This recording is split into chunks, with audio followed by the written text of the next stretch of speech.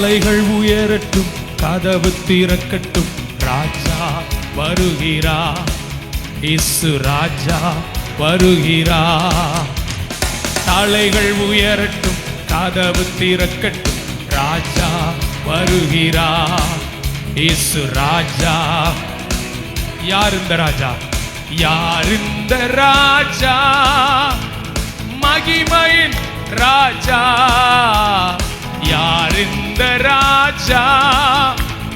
மகிமையின் ராஜா. மகிமையின் ராஜா இயேசு, மகிமையின் ராஜா. வாசல்களே தலைகளை உயர்த்துங்கள், கதவுகளே திறந்து வழிவிடுங்கள். வாசல்களே உயர்த்துங்கள், கதவுகளே திறந்து வழிவிடுங்கள். படைகளின் ஆண்டவர் பராக்கிரமம் நிறைந்தவர் உள்ளே நுழையட்டோ. படைகளின் ஆண்டவர் உள்ளே நுழையட்டோ.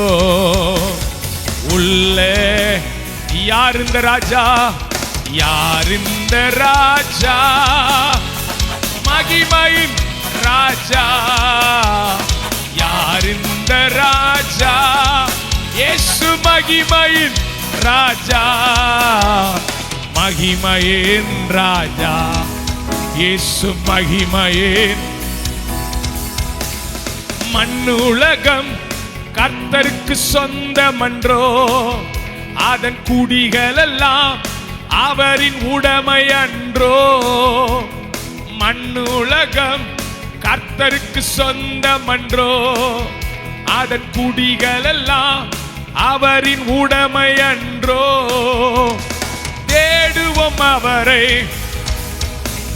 இரட்சகர் இயேசுவை தேடுவோம் அவரை, இரட்சகர் இயேசுவை, இரட்சகர் இயேசுவை. யார் இந்த ராஜா?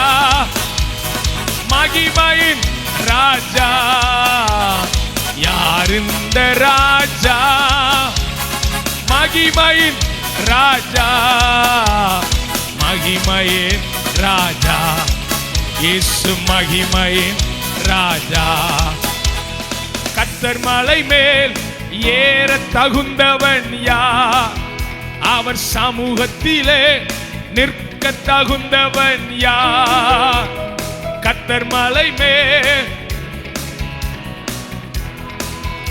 அவர் சமூகத்திலே நிற்க தகுந்தவன் யார்? சுத்தமான கைகள் தூய்மையான இதயம் உடையவன் தானே. சுத்தமான கைகள் உடையவன் தானே. உடையவன்.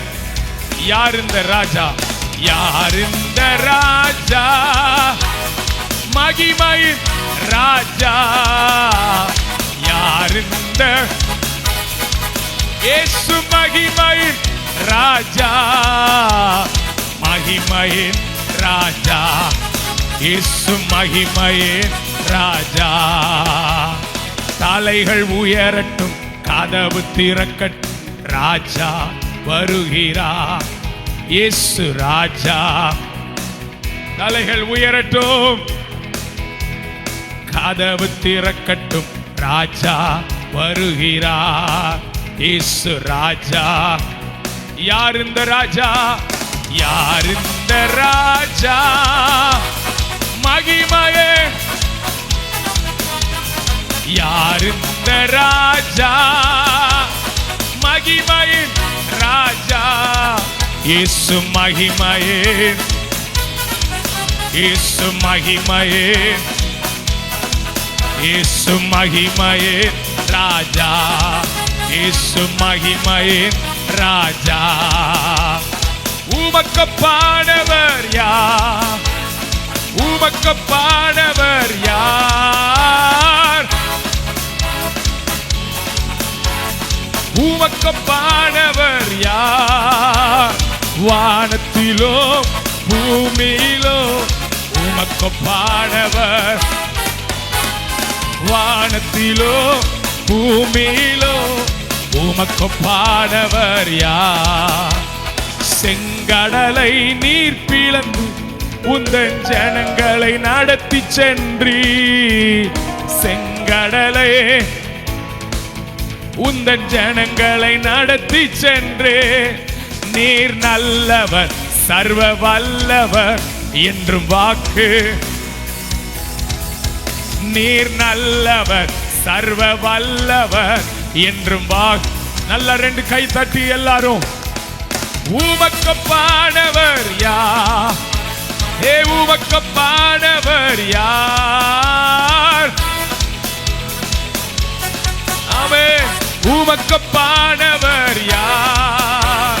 வானத்திலோ பூமியிலோ இயேசுவே, வானத்திலோ பூமியிலோ. கை தட்டி உமக்கொப்பானவர் யார்? உமக்கொப்பானவர் யார்? உமக்கொப்பானவர் யார்? உமக்கொப்பானவர் யார்? வானத்திலோ உமக்கொப்பானவர், இந்த வானத்திலோ பூமியிலோ. சொல்லுமா கர்த்தாவே, தேவர்களே கர்த்தாவே, உமக்கொப்பானவர் யார்? வானத்திலும் பூமியிலும் உமக்கொப்பானவர் யார்? தேவர்களே உமக்கொப்பானவர் யார்? வானத்தில் இந்த பூமியிலோ உமக்கொப்பா. சொல்லுங்க உமக்கொப்பானவர் யார்? உமக்கொப்பானவர் யார்? உமக்கொப்பானவர், உமக்கொப்பானவர் யார்? வானத்திலோ உமக்கொப்பானவர், வானத்திலோ பூமியிலோ உமக்கொப்பானவர்.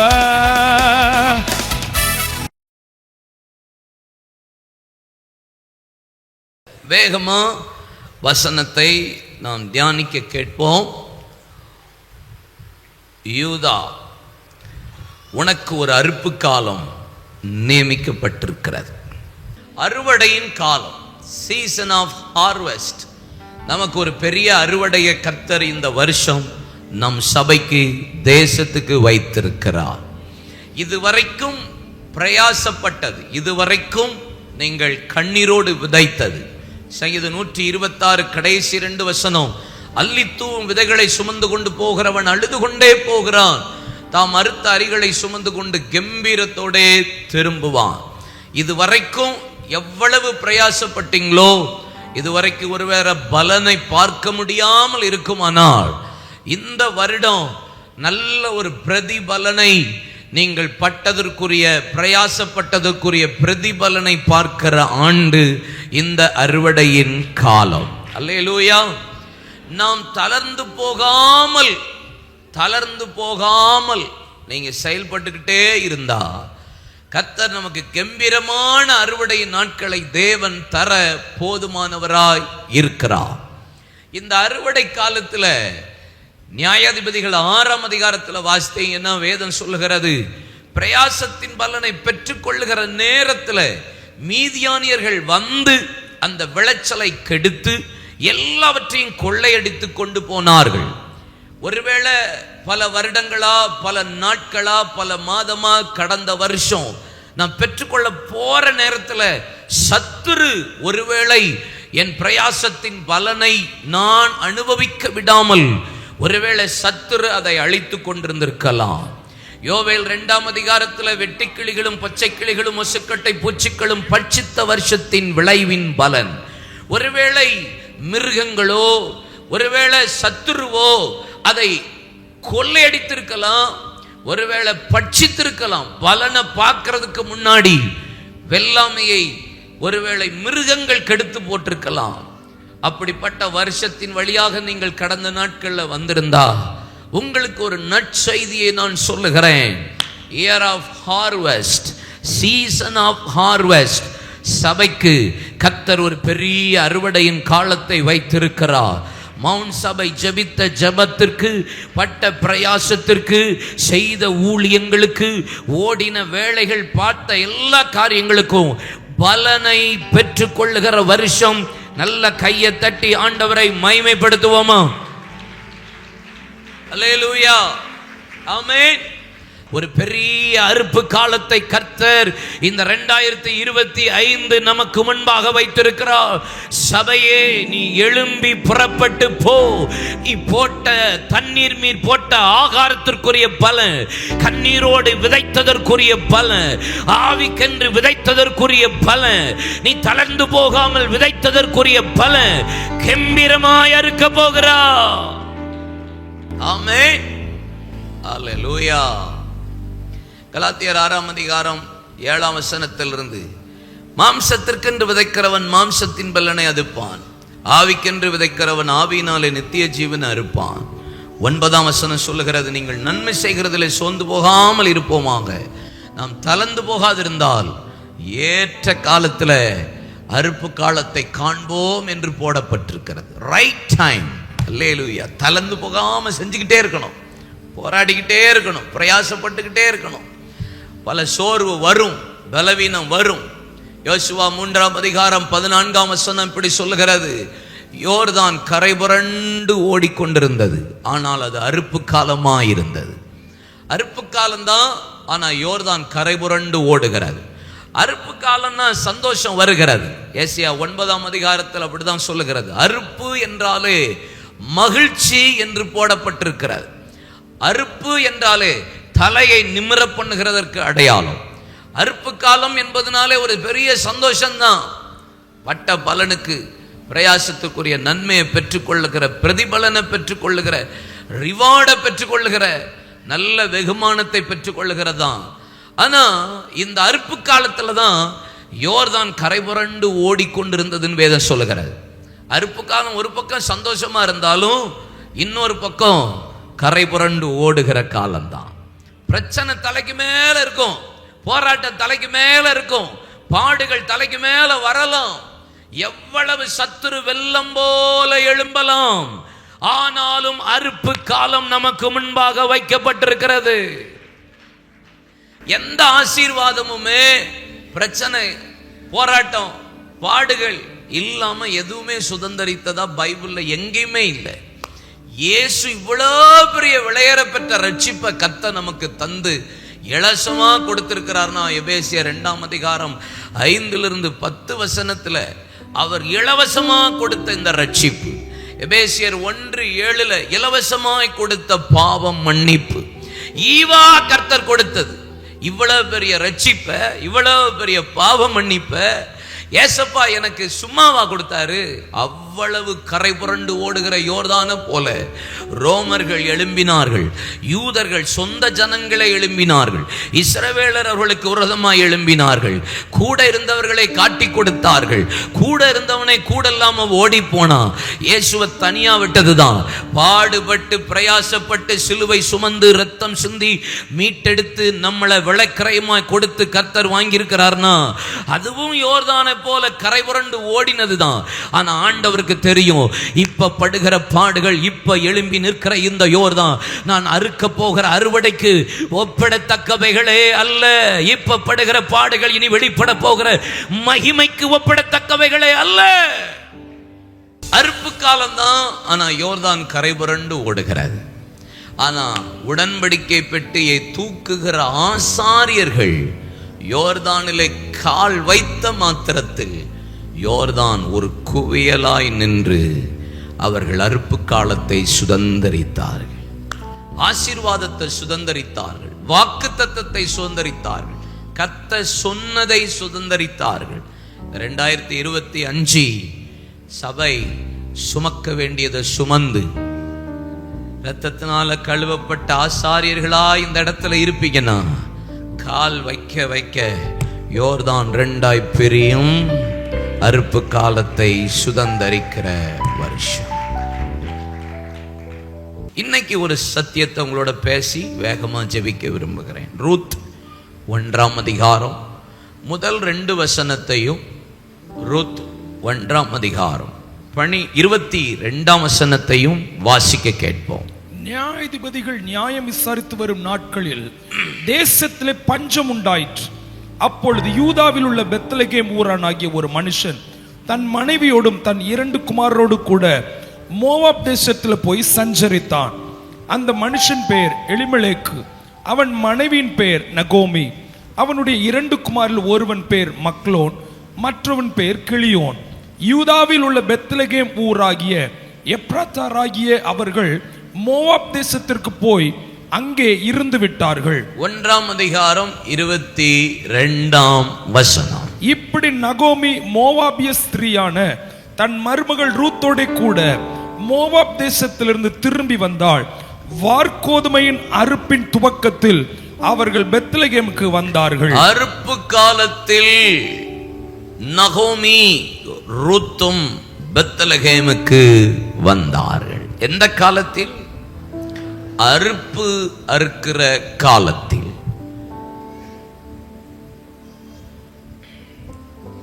இந்த நியாயாதிபதி, இந்த ரூத் 1ஆம் அதிகாரம் ஆரம்பிக்கும் போதே பார்த்திருக்கீங்களா? நியாயாதிபதி அப்படின்னு ஆரம்பிக்குதா? நியாயாதிபதிகள் நியாயம் விசாரிக்க வரும் நாட்களில் அப்படின்னு இருக்கா?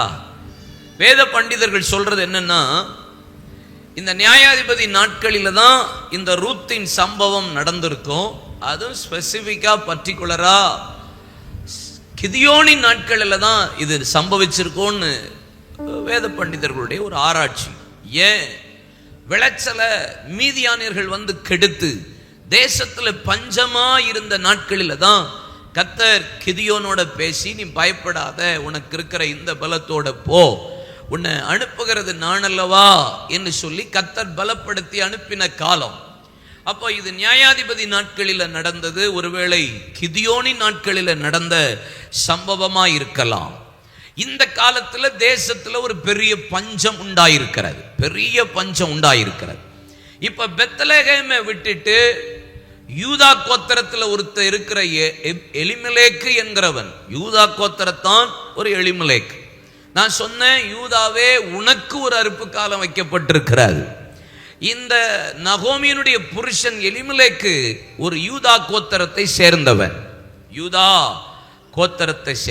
யூதாவுக்கு தான் ஒரு அறுப்பு காலம் நியமிக்கப்பட்டிருக்கிறது. மோவாப் தேசத்துல வந்து யூதாவை விட்டு பெத்லகேமை விட்டுட்டு புறப்பட்டு போகிறாங்க. அந்த காலத்துல எலிமெலேக்கு என்று சொன்னால் என்ன அர்த்தம் தெரியுமா? என்னுடைய தேவன் என் ராஜா அப்படின்னு அர்த்தம். எலிமெலேக்குன்னா என்ன மீனிங்? என் தேவன் என் ராஜா, என் தேவன் என் ராஜா. பேரு, பெத்த பேரு. ஆனா பாசு பஞ்சாயத்து, பஞ்சம் வந்த பிறகு பாஞ்சு போறாள். எந்தன் இயேசுவே பாட்டு பாடுவார். என் ராஜா, என் தேவன், என் தங்கம், என் ரட்சகர், என் மீட்பர். பேரு பயங்கரமா இருக்கு. ஆனா பிரச்சனை வந்தா, போராட்டம் வந்தா, தேவை நெருக்குனா, பஞ்சம் வந்தா, பாடுகள் வந்தா, இருக்கிற அப்பத்தின் வீட்டை விட்டுட்டு மோவாப்புக்கு ஓடுற கூட்டம், உலகத்துக்கு ஓடுற கூட்டம். பேரு தான் பெரிய பேரு. என் தேவன் என்னுடைய ராஜா. ஏசப்பா, ஏசப்பா, ஏன் ஏசப்பா? எப்படியாப்பா? ஏன் ஏசப்பா? பிரச்சனை வந்தாதான் தெரியும் அவர் ஓன் ஏசப்பாவா எழுத்த விட்டு ஏசப்பாவான்னு. ஏசப்பா பெரியப்பாவாயிடுறாரு கடைசியில. சிலருக்கு சித்தப்பாவாயிடுறாரு.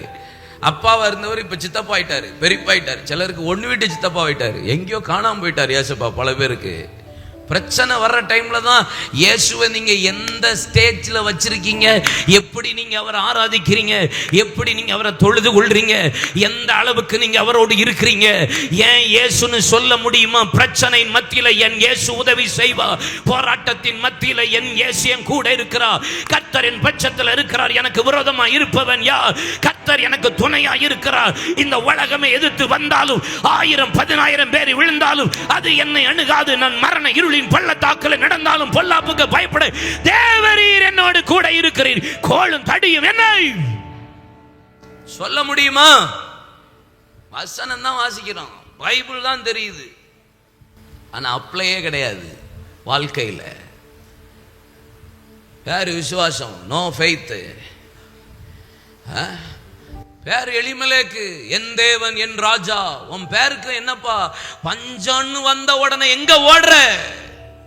பெத்லகேமை விட்டு, தேவ சமூகத்தை விட்டு, அப்பத்தின் வீட்டை விட்டு, ஆண்டவருடைய பாதத்தை விட்டு எங்க ஓடுற?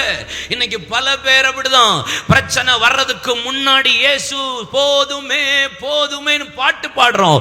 ஆனா நெருக்கமும் பாடுகளும் பிரச்சனை வந்தபோது 2 நாளாகமம் 14ஆம் அதிகாரத்துல பலன் உள்ளவனுக்காகவும் பலனற்றவனுக்காகவும் உதவி செய்கிறதவருக்கு லேசான காரியம் என்று பேசி ஜெபித்த ஒரு ஆசா 15ஆம் அதிகாரத்துல அசீரியரோடு சேர்ந்தான். 16ஆம் அதிகாரத்துல மருத்துவரோடு சேர்ந்து பலவீனத்துல கர்த்தரை தேடாமல் வியாதியில மருத்துவர் பட்சம் சாய்ந்து போனான். பல பேர் ஆரம்பத்தில் கர்த்தரோட இருப்பான். பிரச்சனை நெருக்க நெருக்க பாடு பெருசாக ஆக ஆண்டவரே விட்டுட்டு என்ன தேடி என்ன பிரயோஜனம்? பஞ்சம் இல்லை, என்ன இயேசுன்னு தேடி என்ன பிரயோஜனம்? இயேசுவுக்காக வாழ்ந்து என்னங்க பிரயோஜனம்? இயேசுவுக்காக எல்லாத்தையும் விட்டு அவர் எனக்கு என்ன செஞ்சார் கேட்கிற கூட்டமா இருக்கீங்களா? இல்லைன்னா எவ்வளவு பிரச்சனை வந்தாலும், என்ன வந்தாலும், என்ன பாடுகள் வந்தாலும், பஞ்சமே வந்தாலும், மரணமே நேரிட்டாலும், கஷ்டமே இழப்பே நேரிட்டாலும், பிரச்சனை வந்ததுக்கு அப்புறம் இயேசு நல்லவர்னு சொல்ல முடியுதா? நன்மை பெற்று நான் தீமையை பெறாமல் இருப்பது எப்படி? கர்த்தர் கொடுத்தார், கர்த்தர் எடுத்தார். கர்த்தருடைய பரிசுத்த நாமத்துக்கு ஸ்தோத்திரம். நிர்வாணியாய் வந்தேன், நிர்வாணியாவிடத்துக்கு திரும்புவேன். தேவனை தூஷித்து ஜீவனை விடும் ஓமா. இன்னும் நான் நீசனுமாவேன், இன்னும் அவருக்கு முன்பாக என்னை ரூபகாரப்படுத்துவேன். என்ன படுத்துவேன்? என்னன்னு பார்த்துருவோண்டா. பேயா நானா? பிரச்சனையா நானா? எங்க அப்பாவை நான் வாயால மறுதலிக்கிறவன் கிடையாது. பிரச்சனைக்காக இயேசுவை விட்டு கொடுக்கிற கூட்டம் கிடையாது. வியாதிக்காக நான் இயேசுவை இழக்கிற கூட்டம் கிடையாது. தேவைக்காக இயேசுவை மறுதலிக்கிற கூட்டம் கிடையாது. கையை தட்டி எலிமலேக்கு, where are you? Are you there? இருக்கியாப்பா எலிமலேக்கு? மோவாபுக்கு ஓடிட்டியா? அநேக பேர் அப்படிதான் இருக்கீங்க. சர்ச்சை விட்டு ஓடியது. சர்ச்சுக்கு வந்து என்னங்க கிடைச்சது? எத்தனை வருஷமா வந்துட்டு இருக்கேன். ஓ சர்ச்சு வேண்டாம், ஒண்ணு வேண்டாம். அற்புதமே நடக்கல, விடுதலையே தரல, சுகமே தரல, குழந்தைய வரல, வராது, கிடைக்காது. என்ன தருவாருன்னு கேட்டா கடைசி வரைக்கும் கிடைக்காது. அவர் தந்தாலும் துதிப்பேன், தராட்டாலும் துதிப்பேன், நறுக்கப்பட்டாலும் துதிப்பேன், இழந்தாலும் துதிப்பேன், பாடுபட்டாலும் துதிப்பேன், எது வந்தாலும் துதிப்பேன் சொல்றவனுக்கு தான் கர்த்தர் தருவார். அவங்களுக்கு தான் கர்த்தர் வைராக்கியம் பாராட்டி அறுப்பு காலம். யூதாவே, ஹல்லேலூயா. நகோமினா சந்தோஷமானவள் அர்த்தமா?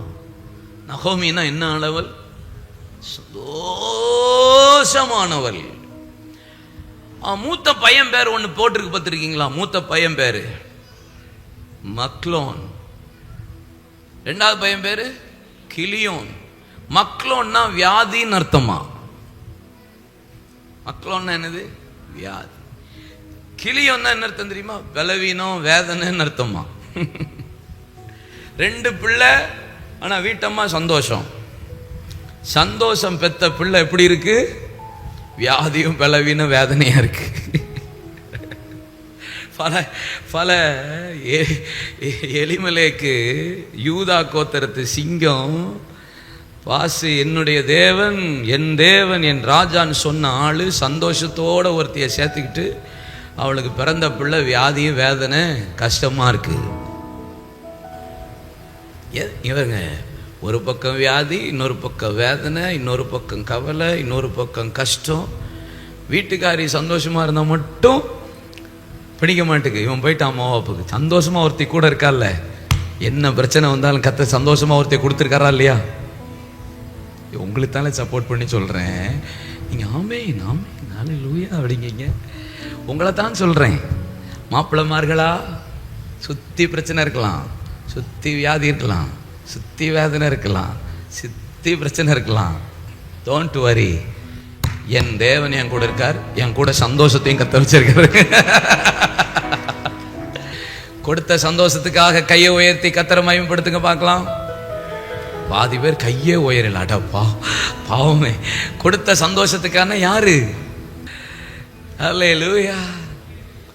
ஜாய்ஃபுல் இல்லை? எவ்வளோ சந்தோஷம் இல்லை? சிலர் மனைவியை சந்தோஷமாக பார்க்கறது கிடையாது, சிலர் மனைவியை வேதனையாகவே பார்க்கறது, சிலர் புருஷனை வேதனையாக பார்க்கறது, சிலர் மனைவியை எப்போதும் சல்லுனே உளுந்து பார்க்கறது, சிலர் புருஷனை எப்படி பார்க்கறது. நேற்று கூட சொன்னேன் மீட்டிங்கில், சில ஆள் முன்னாடி வருவாங்க, வந்துட்டு கண்ணீரோடு அழுவாங்க. அது என் புருஷன் குடிச்சு அடிக்கிறார், பல வருஷமா ஜெபம் பண்றேன், வாங்க இயேசுவின் நாமத்தில் அப்படிமே. அவன் எங்க பிரதர் ரட்சிக்கப்படுவான். அந்த அக்கா தீர்க்கதரிசியா என்கிட்ட வந்து பேசுது புருஷனை பத்தி. எவ்வளவுதான் ஜெபம் பண்ணாலும் அவன் திருந்த போறான், திருந்தவே மாட்டான். அவ்வளவு ஃபெய்த் அந்த அக்காவுக்கு, புருஷனை பத்தின நம்பிக்கை. அந்த புருஷன் என்கிற சந்தோஷம் இருக்கு பாருங்க, அந்த சந்தோஷத்தை பத்தின நம்பிக்கை அப்படி இருக்கும். உங்களுக்கு கொடுத்த மனைவியோ புருஷனோ அது சந்தோஷம் அல்ல, இல்லையா சொல்லுங்க? சந்தோஷம். இவன் பஞ்ச காலத்துல, ஒரு பக்கம் பஞ்ச காலம், ஒரு பக்கம் வியாதி, ஒரு பக்கம் வேதனை, ஒரு பக்கம் கவலை. இவ்வளவு நெருக்கம் சூழ்நிலையில கர்த்தர் என் தேவன் என் ராஜா என்று சொல்ல வேண்டியவன் மோவாப்புக்கு போனான். வேதம் சொல்லுகிறது, யூதாவின் கோத்திரத்தின் எலிமெலேக்கு மரித்து போனான். இன்னொரு பக்கம் வியாதி, அவனுடைய பிள்ளை கிலியோன். இன்னொரு பக்கம் மகன், மூத்தவன் மரிச்சான், இளையவனும் மரித்தான். ஒரு பெரிய மரணம். பெத்லகேமை விட்டு போனதுனால, தேவ சமூகத்தை விட்டு போனதுனால, கர்த்தர் என் தேவன் என் ராஜா என்று சொல்ல வேண்டியவர்கள் உலகத்துக்கு பின்னாடி போனதுனால ஒரு பெரிய இழப்பு. மாம்சத்திற்கென்று விதைக்கிறவன் மாம்சத்தின் பலன் அறுப்பான். மாம்சத்திற்கென்று விதைத்தவன் மாம்சத்தின் பலன் தான் இருக்க முடியும். ஓடிட்டு, கர்த்தரை விட்டு ஓடிட்டு 3 பேர் இழப்பு. மோவாப்பை தேடி ஓடினதுனால. இஸ்ரவேல் ஜனங்களுக்கு பிழையான் தவறாய் ஒரு பெரிய போதனையை செய்து மோவாபியரோடு பாவம் செய்தது நிமித்தம், வனாந்தரத்தில் விபச்சாரத்து நிமித்தம் ஒரு பெரிய அழிவே வந்தது, மரணம். மோவாப் உள்ள நுழைஞ்சாலே அங்க மரணம் வரும். கவனம், மோவாபியர்கள் உள்ள நுழையும் போது பாவமும் வருது, மரணமும் வருகிறது. மோவாப்புக்கு போன உடனே மரணம். ஆபிரகாம் பாருங்க, பஞ்ச காலத்துல எகிப்துக்கு போனான். ஈசாக்க பாருங்க, பஞ்ச காலத்துல பெலிஸ்தியர்கிட்ட போனான். தாவீது பாருங்க, பஞ்ச காலத்துல பெலிஸ்தியர்கிட்ட நுழைஞ்சிருப்பான். நீங்க பைபிள்ல எங்கெல்லாம் பாருங்க, சில நல்ல கர்த்தருடைய பிள்ளைகள் கூட பிரச்சனைன்னு வரும்போது அபிமெலேக்கிட்ட போய் நின்னுக்கிறான். எங்க யோசிச்சு பாருங்க, ஒரு பெலிஸ்தியன் அங்க போய் நின்றுட்டு இருக்கான் எகிப்துக்கு போய் பஞ்ச காலத்துல. அங்க வேற ஒரு பொய் சொல்ல வேண்டியிருக்கு. உலகம் உள்ள வருதா, மோவாப் உள்ள வருதா, எகிப்து உள்ள வருதா, ஆபிரகாம் வாயிலிருந்து பொய் வரும், ஈசாக்கு வாயிலிருந்து பொய் வரும், தாவீது உனக்கு பாவம் வரும், நீ லக்கம் பார்ப்ப, நீ சுயமா நடப்ப, மாம்சமா சிந்திப்ப. மோவாப் வருதா, மரணம் வரும். நெருக்கத்தின் மத்தியிலும் கர்த்தரேன்னு சொல்லி பாருங்க, ஆவிக்கென்று விதைக்கிறவன் ஆவியினாலே நித்திய ஜீவனை இருப்பான். என் தேவன் என் ராஜா அப்படி சொல்லி பாருங்க, மாம்சமே வல்ல நுழையாத. நீங்க நடத்தப்படுறதெல்லாம் ஆவியில நடத்தப்படுவீர்கள். அல்லேலூயா, கர்த்தருக்கு மகிமை உண்டாகட்டும். இப்போ வேதவசனம் சொல்லுகிறது, எல்லாவற்றையும் இழந்த நாட்களில் one more time come back to Bethlehem. திரும்ப 22ஆம் வசனத்துல பெத்லஹேமுக்கு வர்றாங்க. ஆனா இழந்து வர்றாங்க, நஷ்டப்பட்டு வர்றாங்க. நான் உங்களுக்கு சொல்லட்டா சிஸ்டர், பிரதர், கர்த்தர் உங்களை கூப்பிடுற நேரத்தில் வந்துருங்க, இல்லைன்னா இழந்து தான் வருவோம். கர்த்தர் கூப்பிடுற நேரம் வந்துடணும். இந்த வலை போடும் போதே மாட்டிக்கணும். வலை போட்டாவே மாட்டிக்கணும். அது மாட்டிக்கிட்டா சேஃப்டி. ஒரு அடி இடிப்படாது. ஆண்டவர் தூண்டில் போட்டார்னு வச்சுக்கோங்க, போட்டால் நல்லா இருக்கும், மாட்டுவோம், ஆனால் கொஞ்சம் கிழிஞ்சு தான் வரும். இல்லையா சொல்லுங்க? கொஞ்சம் செதில் கிளியும், கொஞ்சம் சத கிளியும், கொஞ்சம் அடி இடிப்படும், கொஞ்சம் வாய் கோணிக்கும், இல்லை கை கோணிக்கும். ஏசப்பாட்ட கூப்பிடுற நேரம் ஓடிவா தங்கோன்னா வந்துடணும், இல்லைன்னா பன்னியோட தான் படுத்து கிடப்பீங்க. இழந்து போயிடுவோம், சொத்து போயிடும், சுகம் போயிடும், ஆரோக்கியம் போயிடும், ஆசீர்வாதம் போயிடும், நன்மை போயிடும், ரட்சிப்பு போயிடும், தகப்பன் என்கிற ஆசீர்வாதத்தை இழந்துருவோம். ஆனா கர்த்தர் உங்களை விட மாட்டார். தூண்டில் போட்டிருப்பார், நீங்க உங்க இஷ்டத்துக்கு போயிட்டே இருப்பீங்க. அவர் கையில இருக்கிற தூண்டில் போற நூல் போற தூரைக்கும் உங்களை விடுவார். அதுக்கப்புறம் ஒரு இழுப்பாரு, அதுக்கப்புறம் இழந்துதான் வருவோம். எலிமலேக்கு போனான், போக்கா போனான், அவனும் போனான், பிள்ளைகளும் போச்சு. 3 விதவை வருது. வேதனை பாருங்களேன். உழண்டுகிட்டே இருக்காதீங்க, போராடிக்கிட்டே இருக்காதீங்க. கர்த்தர்ட்ட அடிக்கடி கடிந்து கொள்ளப்பட்ட தன் பிடரியை கடினப்படுத்துகிறவன் சகாயம் இன்றி சடுதியில நாசமாவான். ஐயோ போதகத்தை வெறுத்தேனே, போதகரின் சொல்லை கேளாமல் போனேனே, சபைக்குள்ள சங்கத்துக்குள்ளும் கொஞ்சம் குறைய குற்றமுடையவனாய் ஆனேனேன்னு சொல்லுகிறத காலம் வருகிறதற்கு முன்பாகவே இதுவே ரட்சண்ய காலம், இதுவே அனுக்கிரக வருஷம். Come back. உலகத்தோடையே உழண்டு கிடக்காதீங்க. கர்த்தர் கூப்பிடுற நேரம், வலை போடுற நேரம் மாட்டிட்டு பாதுகாப்போட அவருடைய படகளை ஏறிக்கொள்ளுங்கள். இழக்கிறதற்கு முன்பாக, நஷ்டப்படுறதுக்கு முன்பாக, அடி வாங்குகிறதற்கு முன்பாக கர்த்தர் பட்சம் வந்து விட்டா இழப்பு இல்லை. சபை ரெடியா? எவ்வளவு நேரம் சொல்லிக்கிட்டே இருக்காரு அடிக்கடி, பாவம் செய்யாத, தப்பு பண்ணாத, இந்த பாவத்துல உழண்டு கிடக்காத, அடிக்கடி சொல்லிக்கிட்டே இருக்காரு. கஷ்டம் தான் தெரியும் பிரதர், அதனாலதான் குடிக்க. என்னையா கஷ்டம்? பவுல் பட்ட கஷ்டத்தை விட நீங்க பட்டுருவீங்களா? யோபு பட்ட கஷ்டத்தை விட நீங்க பட்டுருவீங்களா? 10 பிள்ளை ஒரே நாள்ல சாவு, குடும்பம் முழுவதும் இழப்பு, மனைவி தூசிக்கிறா, உடம்பு முழுசும் வியாதி, ஓட்டெடுத்து சுரசிக்கிட்டு இருக்கான், 1 மாசம் ஃப்ரெண்ட்ஸ் உட்கார்ந்து அமைதியா உட்கார்ந்து அடுத்த அப்புறம் தூசிச்சிட்டு இருக்கான், சொத்தெல்லாம் போச்சு, ரோட்ல நிக்கிறான். அப்பையும் கர்த்தரை மைமைப்படுத்துகிற ஒரு இருதயம் இருக்குமானா? அவன் வாயால ஒன்னும் பேசல. ஒரு தப்பு, ஒரு காரியம் போயிட்டுனால, ஒரு நஷ்டம் வந்துட்டுனால ஏசப்பா தூசிக்கிற கூட்டமா இருக்க கூடாது. இல்லையா சொல்லுங்கப்பா? ஆமென். ஏசப்பா உங்களை அழைக்கிறார். இழந்து வந்தார்கள், ஆனால் அவர்கள் பெத்லகேமுக்கு வந்த போதோ அது கோதுமையின் அறுப்பு காலம். இந்த கோதுமையின் அறுப்பு காலத்துல வந்ததுனாலதான் கர்த்தர் அவளை போவாஸ் கையில கர்த்தர் ஒப்பு கொடுத்து, அறுப்பு காலத்துல போவாசின் வயலுக்கு கர்த்தர் அனுப்பி, போவாசின் குடிசைக்கு கர்த்தர் அனுப்பி, போவாசின் வீட்டிற்கே கர்த்தர் அனுப்பி, அவள் வீட்டை பேரேசின் வீட்டை போல கர்த்தர் பராக்கிரமசாலியின் சந்ததியாய் மாற்றி, அவள் சந்ததியிலிருந்து ஈசாயை புறப்பட பண்ணி, ஈசாயிலிருந்து தாவீது, தாவீதிலிருந்து சாலமோன், சாலமோனிலிருந்து இயேசுவை புறப்பட பண்ணி, இன்னைக்கு நம்ம அப்பா பிதாவே என்று கூப்பிட பண்ணத்தக்க ஒரு புத்திர சுவிகாரத்தின் ஆவியை பெற்ற அவருடைய சந்ததியாய் மாற கர்த்தர் நமக்கு கிருபை தந்திருக்கிறார். ஆமென். glory. விளையாட்டு இல்ல. அறுப்பு காலத்துல வந்தா இழந்ததெல்லாம் திரும்பி வரும். இழந்த வரவு வரும், இழந்த ஆசீர்வாதம் வரும், இழந்த மேன்மை வரும். நீங்க எக்ஸ்பெக்ட் பண்றதுக்கு வேலை. unexpected thing will happen in your life. unexpected, எதிர்பார்க்கிறதற்கு மேல கர்த்தர் உங்களுக்கு செய்வா. பொறுக்க தானே போனா கர்த்தர் அவளை எவ்வளவு ஆசீர்வதித்தார். அல்லேலூயா. ஆனா என்னுடைய செய்தி என்ன?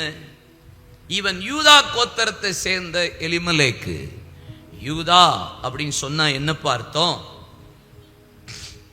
ஆதியாகமம் 29ஆம் அதிகாரம் 35ஆம் வசனம்.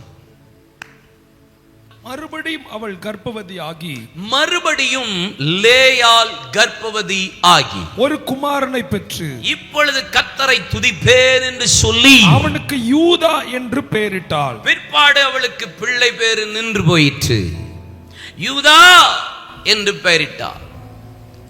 பாருங்க, யூதா 4வது பிள்ளை. ரூபன். கர்த்தர் நினைச்சாரு, என் சிறுமையை பார்த்தார்னு சொல்லி ரூபன். 33 அற்பமா எண்ணப்பட்ட கர்த்தர் கேட்டருளினார் என்று சிமியோன். அடுத்தது என்னோடு சேர்ந்திருப்பார் என்று சொல்லி மூணாவது லேவி. யூதாவுக்கு சொல்றாரு, இப்பொழுது இன்னும் நான் இப்பொழுது கர்த்தரை துதிப்பேன் என்று யூதா என்று பெயரிட்டால். ஆனா என்ன போட்டிருக்கு பைபிள்ல? பிள்ளை பேரு நின்னுட்டு இருக்கு. புரியுதா? கர்த்தரை துதிப்பேன்னு சொல்லி யூதான்னு பேர் வச்சுட்டு நீ அதுக்கப்புறம் என்ன செஞ்சிருக்க? துதிக்கிறத நிப்பாட்டி இருக்கேன்னு அர்த்தம். அதான் மீனிங். பிள்ளை பேருன்றது. பட் எப்ப பிள்ளை பேரு மீண்டும் அவளுக்கு வந்தது தெரியுமா? நீங்க 30ஆம் அதிகாரம் 16 18 வசனத்தை வாசிச்சா, ஒரு நாள் தூதாயின் கனியை கொண்டு வந்து லேயா ராகேலிடத்துல கொடுத்து, ராகேலிட்ட சொல்றா, இன்னைக்கு யாக்கோபு என்னோடு சேர்வாராக என்று சொல்லி, தூதாயின் கனியினாலே என் புருஷனை நான் அடைந்தேன் என்று சொல்லி அவனோடு சேர்ந்தால் அப்பொழுது ஒரு பிள்ளை பெற்றால் அவனுக்கு இசகார் என்று பெயரிட்டார். இசகார் என்பது பொதி நடுவே படுத்து கிடக்கிற பழுத்த கழுத. அது ஒரு சபைக்கு அடையாளம். சபையை கர்த்தர் எதனால மீட்டெடுத்திருக்கிறார்? இரத்தத்தை கொடுத்து மீட்டெடுத்திருக்கிறார். தூதாயின் கனியை கொடுத்து மீட்டெடுத்திருக்கிறார். அப்போ உன்னை விளக்கரைமா கொடுத்துதான் இசகார் சபையை மீட்டெடுக்கப்பட்டிருக்கிறது. இப்போ ரொம்ப நாளா துதிச்சுக்கிட்டு இருந்த யூதா, துதிப்பேன்னு யூதா பேர் எடுத்தா, ஆனா என்னைக்கு துதிய விட்டாலோ அன்னைக்கு பிள்ளை பேர் நின்னது. எலிமலேக்கு, நீ யூதா கோத்திரத்தான், என்னைக்கு துதிய விட்டியோ, என்னைக்கு தேவனை உயர்த்துகிறத விட்டியோ, என்னைக்கு தேவனை உயர்த்துகிற எந்த ஸ்தானத்தில் நான் உன்ன இடத்துல வந்து உன்னை ஆசீர்வதிப்பேன் சொன்னாரு, என்னைக்கு துதிக்கிறத மறந்தமோ, ஸ்தோத்திரபடியில மறந்தமோ, அன்னைக்கே ஆசீர்வாதம் நின்றது. அன்றைக்கே நாம் நெருக்கம் வந்தது. அதனாலதான் பஞ்ச காலத்துல மோவாப்புக்கு ஓடி போகிறாய். அப்ப யூதா, நீ என்ன செய்யணும்பா? துதிக்கணும். துதிய பத்தின சில வார்த்தைகளை வேகமா சொல்லுவேன். அதை நம்ம சர்ச் இன்னைக்கு நல்லா செய்ய போகிறோம். Are you ready people? கேட்கலப்பா?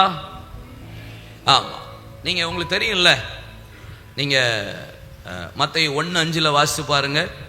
அழகா போட்டிருக்கு. சல்மோன் போவாசை ராகாப்பினிடத்துல பெற்றான், போவாஸ் ஓபேத்தை ரூப்பினிடத்துல பெற்றான், ஓபேத் ஈசாயை பெற்றான். சந்ததி, இந்த வசனத்தை சொல்ல மறந்துட்டேன், நீங்க குறிச்சு வச்சுக்கோங்க இந்த சந்ததியை.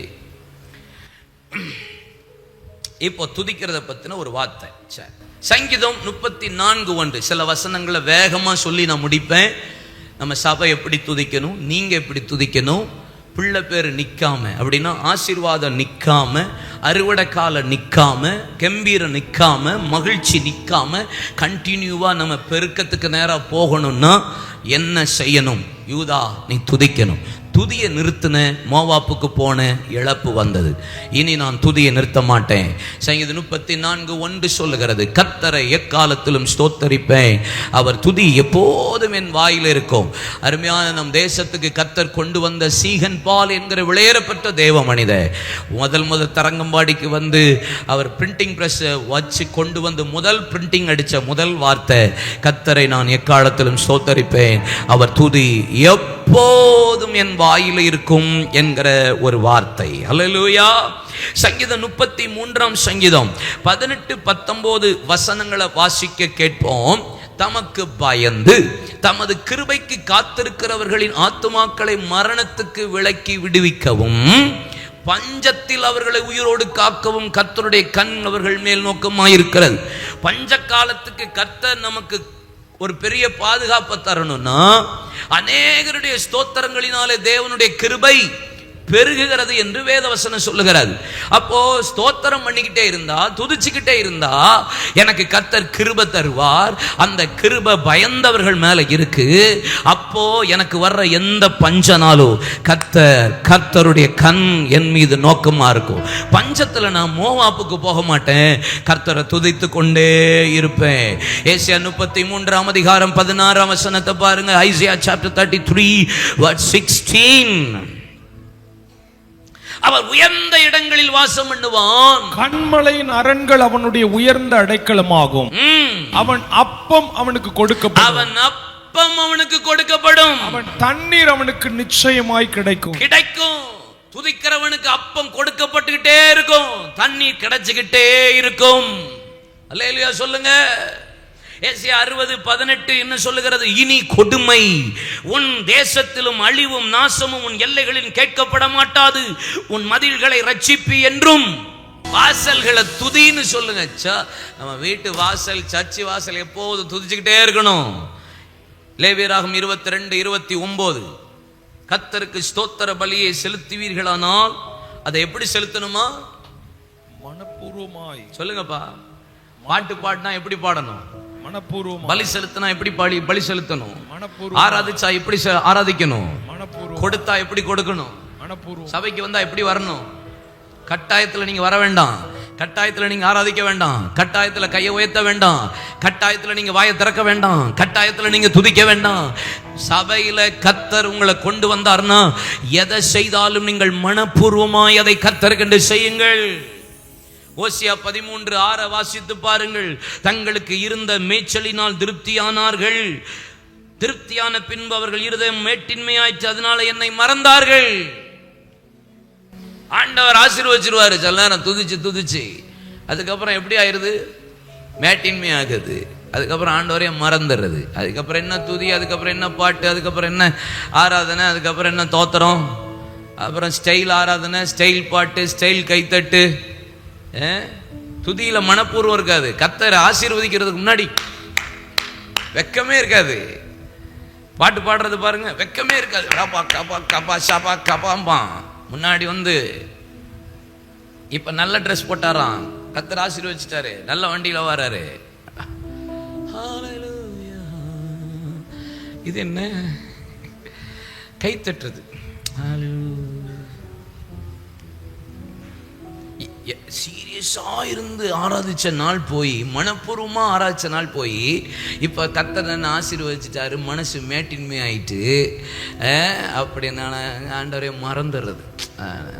அப்படி கடமைக்கு துதி இல்லைன்னா தான் நீங்க 8:30 மணிக்கு வந்துடுவீங்களே. ஆராதனை 8:30 மணிக்கு தானே ஆராதனை, பாட்டு ஆராதனையில் பங்கு பெறணும்னா நீங்கள் 8:30க்கே வந்திருப்பீங்களே. உங்களால் 9 மணிக்கு வர முடியாது, உங்களால் 9:30க்கு வர முடியாது. 9:30க்கு வர்றீங்க, 9 மணிக்கு வர்றீங்கன்னா அப்போ நீங்கள் யாரு? மேட்டின்மை ஆயிட்டு கர்த்தரை மறந்துட்டீங்கன்னு அர்த்தம். நான் துதிக்க போறேன், கர்த்தருடைய ஆலயத்துக்கு போவோம் வாருங்கள் என்று சொன்ன போது என் இருதயம் நேற்று நைட் இருந்தே சந்தோஷமாகணும். நம்ம இருதயம் அல்லேலூயா சொல்லுங்க. நம்ம இருதயம் எப்படி? நைட் இருந்தே ஆசைப்படணும், துதிக்கணும். நாளைக்கு சர்ச்சுக்கு போறேன், ப்ரிப்பேர் ஆகணும், நைட்டே ட்ரெஸ் எடுத்து வைக்கணும். காலையிலே தேடுறது எதை பாட, கர்த்தருடைய ஆலயத்துக்கு போக போறேன், முந்தின நாள் நைட்டு என் ராஜாவை பார்க்க போறேன், மனப்பூர்வமா ஏசப்பாவை தொழுது கொள்ள போறேன்.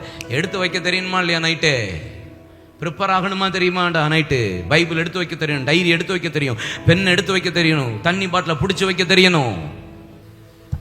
ஏசாயா 43, 21, 22 இந்த ஜனத்தை எனக்கென்று ஏற்படுத்தினேன், இவர்கள் என் துதியை சொல்லி வருவார்கள். வாசிங்க. ஆனாலும் யாக்கோபே நீ என்னை நோக்கி கூப்பிடல, இஸ்ரவேலே நீ என்னை குறித்து மனம் சலித்து போயிட்ட. என் ஜனங்கள் என் துதியை சொல்லி வருவார்கள். எப்படி சொல்லி வருவார்கள் அப்படின்னு. ஆனாலும் உனக்கு எப்படி ஆயிட்டு? மனம் சலிச்சு போயிட்டு.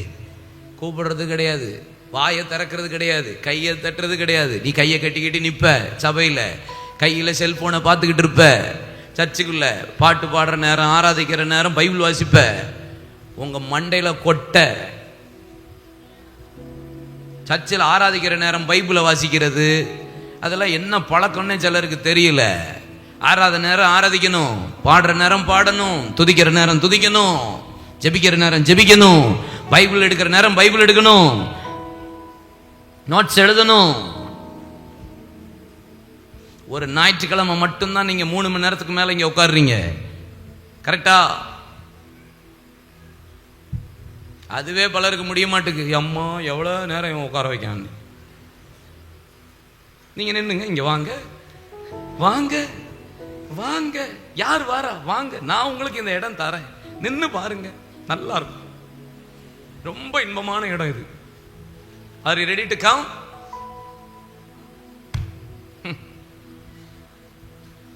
சங்கீதம் 106:22.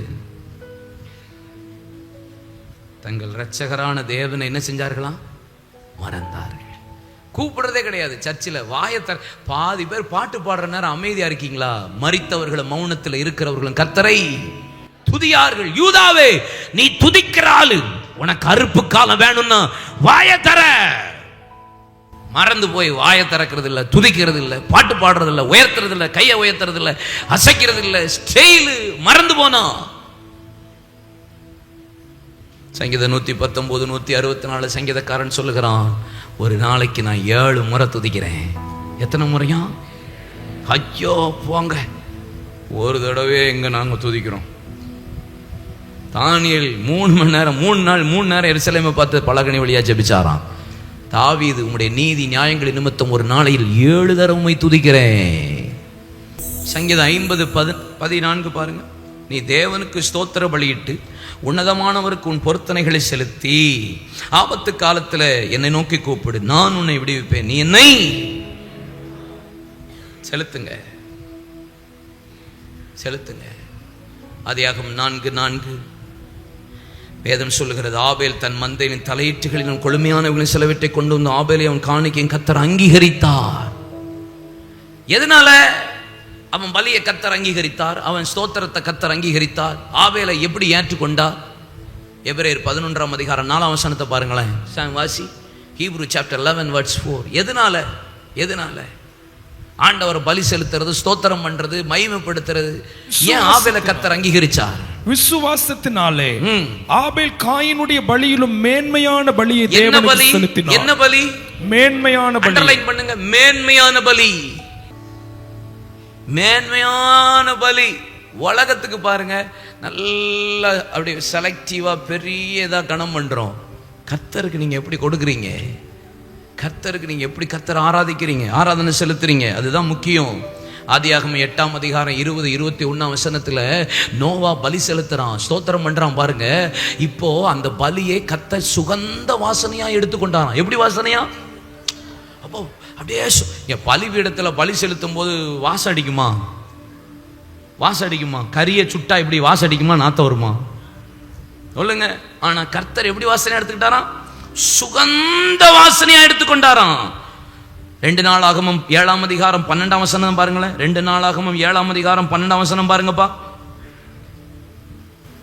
கர்த்தர் இரவிலே சாலமோனுக்கு தரிசனமாகி, நான் உன்னும் விண்ணப்பத்தை கேட்டு இந்த ஸ்தலத்தை எனக்கு பலியிடும் ஆலயமாக தெரிந்து கொண்டேன்.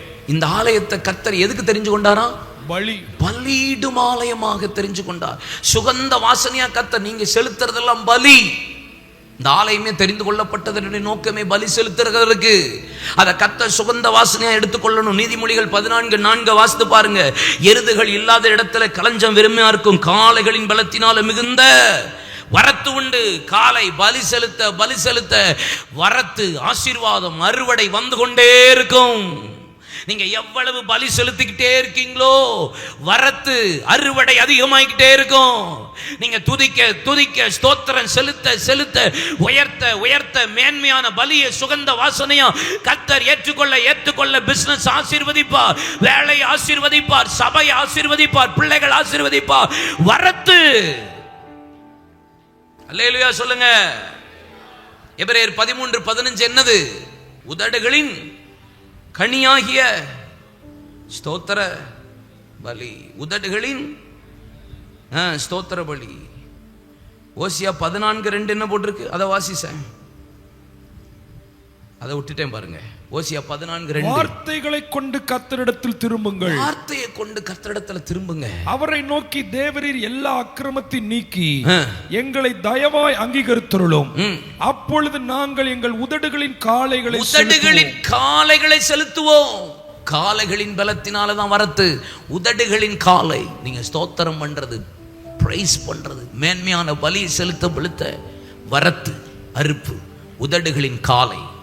இங்க வேதம் சொல்லுகிறது உதடுகளின், எபிரேயர் 13:15 சொல்லுகிறது உதடுகளின் கனி. சங்கீதம் 140:3 பாருங்க. சர்ப்பத்தை போல தங்கள் நாவை குறுமையாக்குகிறார்கள். அவர்கள் உதடிலின் கீழ் விரியனின் விஷப்பாம்பு இருக்கிறதா. ரோமர் 3:11 அதே சொல்லுகிறது. பாம்பின் விஷம் உதடின் கீழே இருக்கான். பகை உதட்டு கீழே என்ன இருக்கணும்? உதடுகளின் கனி, துதி இருக்கணும், பலி இருக்கணும், ஸ்தோத்திரம் இருக்கணும், ஆண்டவரை உயர்த்துறது இருக்கணும், விஷம் இருக்கக்கூடாது. ஒரே ஒரு மிருகத்துக்கு மட்டும்தான் 2 நாக்கு இருக்கு. பாம்புக்கு 2 நாக்கு இருக்கா? விஷமா பேசக்கூடாது. சில ஆளை ஹர்ட் பண்ற மாதிரியே பேசுறது. ஒரு வார்த்தை சொன்னாலும் நறுக்குன்னு குத்துற மாதிரி பேசுறது, ஹர்ட் பண்ற மாதிரி, அழ வைக்கிற மாதிரி சில ஆள்லாம் பேசும். பார்த்துருக்கீங்களா? பேசக்கூடாது. விஷம் உதடில் கீழே என்ன இருக்கான்? விஷம், பகை. எசேக்கியேல் 35:5 பாருங்க. நீ பழைய பகையை வைத்து அப்படின்னு இருக்கு. பழசெல்லாம் வச்சுட்டு ஹல்லேலூயா, வாயில விஷம், பகையை வச்சுக்கிட்டு ஹல்லேலூயா. பழைய பகையெல்லாம் மனசுல வச்சுட்டு துதிக்காதீங்க, ஃப்ரீ பண்ணுங்க. இன்னைக்கு கர்த்தர் உங்களை ஆசீர்வதிப்பாராக. அல்லேலூயா சொல்லுங்க. சங்கீதம் 92:15 வேகமா முடிக்கிறேன். சங்கீதம் 92:15 அவர்கள் முதிர் வயதிலும் கனி தந்து புஷ்டியும் பசுமையுமாய். துதிக்கிறவர்கள் முதிர் வயது வரைக்கும், முதிர் வயதிலும் கனி கொடுக்கிற பிள்ளைகளாய் கர்த்தர் உங்களை மாத்துவா.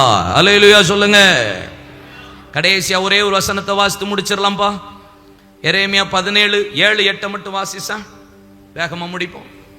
கர்த்தர் மேல் நம்பிக்கை வைத்து கர்த்தரை தன் நம்பிக்கையாக கொண்டிருக்கிற மனுஷன் பாக்கியவான். அவன் தண்ணீர் அண்டையில் நாட்டப்பட்டதும் கால்வாய் ஓரமாக தன் வேர்களை விடுகிறதும் உஷ்ணம் வருகிறதை காணாமல் இலை பச்சையாயிருக்கிறதும் மழை தாழ்ச்சியான வருஷத்திலும் வருத்தமின்றி தப்பாமல் கனி கொடுக்கிறதுமான. என்ன வந்தாலும் அவன் எப்படி கொடுப்பான்? கனி கொடுப்பான். கனி கொடுக்கணும். ஸ்தோத்திரம் பண்ணுங்க. உதடுகளின் காலை, உதடுகளின் கனி. பலி செலுத்துறதுக்கு தான் சர்ச் வச்சிருக்கிறார். யூதாவே, நீ துதிக்க பிறந்தவன், துதிக்கிறவனுக்கு தான் அறுப்பு காலத்தை கர்த்தர் வைத்திருக்கிறார். ஹல்லேலூயா.